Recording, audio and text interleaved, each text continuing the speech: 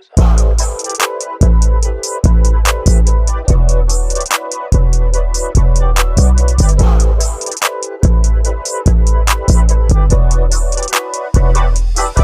it from an iPhone 5.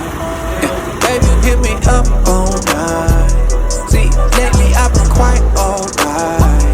If you with me, better ride or die. Cause girl, you drive me crazy. Love me, then you fuck me like you hate me. Ayan, so ito ngayon ang gagawin ni Neil dyan is papatagin niya na yung alignment.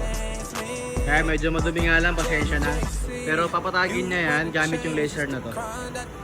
And so after mapatag niya, syempre road test natin para malaman natin kung naka-proper alignment ba and kung nakakasilaw ba yung light output ng S2 projector headlights natin dito kay KM.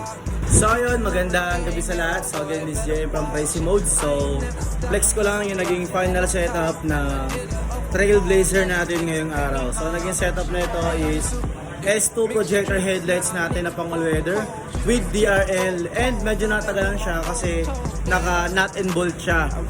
So hindi talaga tabasan yung bolt type niya para ma-fit lang natin yung 3.0 na S2. So ito, papakita ko sa inyo yung final look at yung final setup ng Chevrolet natin ngayong araw. So ayun, bago natin i-release, final checklist muna tayo. Start! Okay, naka-engine on tayo. Park light lang, park light. Working fog light. Working fog light. Low beam. High beam. Sige, laruan mo. Okay, all goods. Signal. Kabila. Hazard. Okay, working. High beam mo, high beam. Okay, working. 4 na high beam. 2 stock. Sa projector din natin working. So, checking for dashboard and I gotta upgrade, niggas preschool, about time you move on upgrade. Up, where I say you can take the escalator, I will take the staircase. iPhone 5, yeah, baby, you hit me up all night. See, lately I've been quite alright. If you with me, better ride or die. We did it from a